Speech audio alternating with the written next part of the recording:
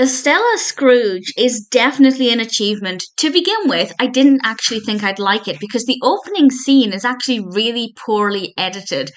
But the rest of it, well, after the first couple of scenes, the quality really picked up. So if you've tried watching it and didn't stick with it, my advice, if it sounds like your kind of narrative, would be to go back and persevere a little bit longer because after maybe the first 20 minutes, the quality just becomes so much better and it's really impressive.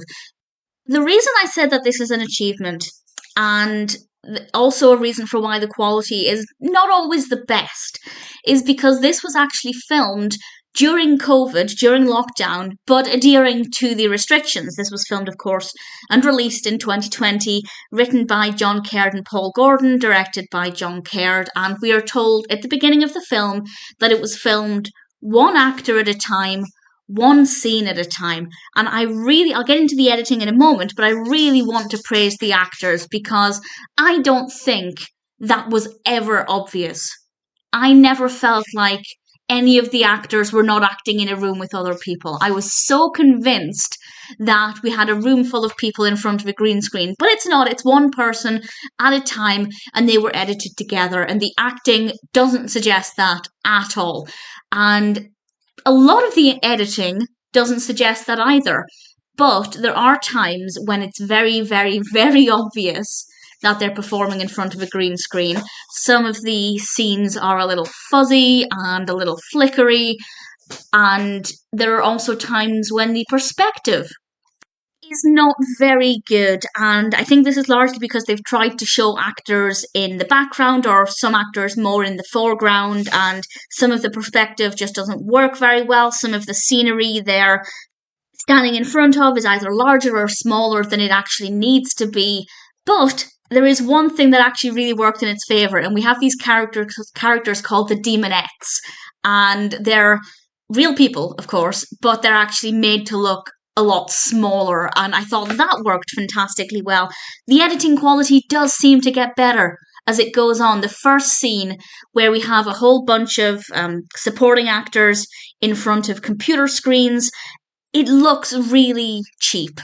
But the rest of the film, or at least as I said, after maybe the first 15-20 minutes, the quality becomes phenomenal and we have some really amazing editing and there are some scenes that feel really high budget. So it's not consistent in its style, but I think it's excusable. When we have scenes that are less than great, we have to remember that actually this was filmed during COVID while adhering to restrictions, and the final product, with that in mind, is pretty impressive. The narrative, I should have mentioned before this point, but obviously it's based on Dickens's A Christmas Carol. We have our protagonist, Estella, who's not making the best decisions and is visited by various spirits to learn the error of her ways and guide her on a more positive path. We also have various other Dickens references in here, which is quite unique. It's very well written, and every now and then we'll have references to Pickwick and Bleak House, and I thought that was a nice touch to make it a little bit unique.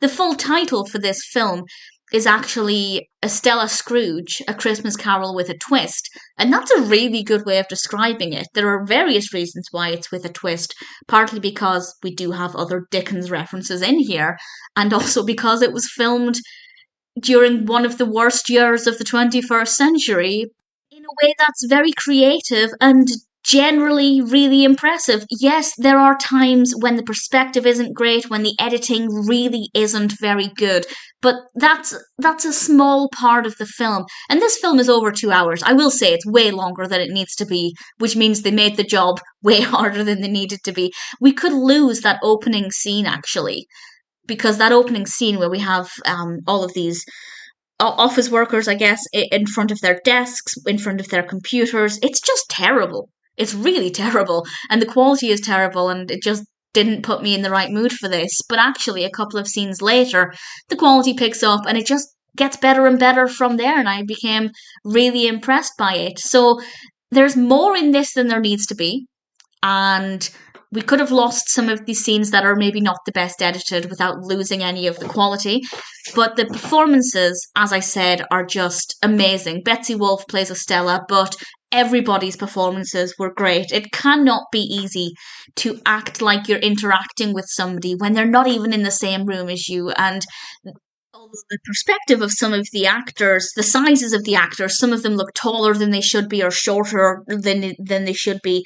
When we have group scenes, the way they interact with each other, when they look at each other, I think they're looking at each other, and I'm very convinced by that. So the performances are good there. The editing there is generally good. This is also a musical. I realise I haven't mentioned this up until this point. The music is really good, really engaging. I found the songs to be pretty good. Nothing in particular that stood out to me as a song that would get stuck in my head, but at the same time, I really enjoyed the musical numbers. I'm a big musical fan, so I kind of figured I probably would. In all, it is worth watching because it is an achievement. It is not perfect, but under the circumstances, I think they did a pretty good job with it.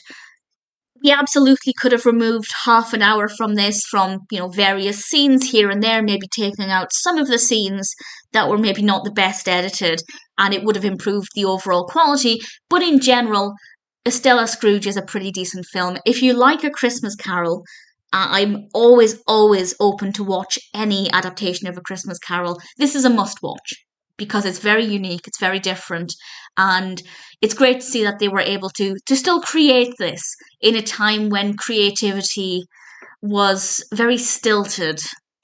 So that in itself is an achievement. It may not be perfect. The editing may not be brilliant all of the way through it, but given what they had to work with, I think they did a pretty amazing job with it. There are some incredible bits of editing as well. There are, some moments that are actually fantastic. So in all, Estella Scrooge is pretty impressive, and if you're a fan of A Christmas Carol, it's definitely one you're going to want to see.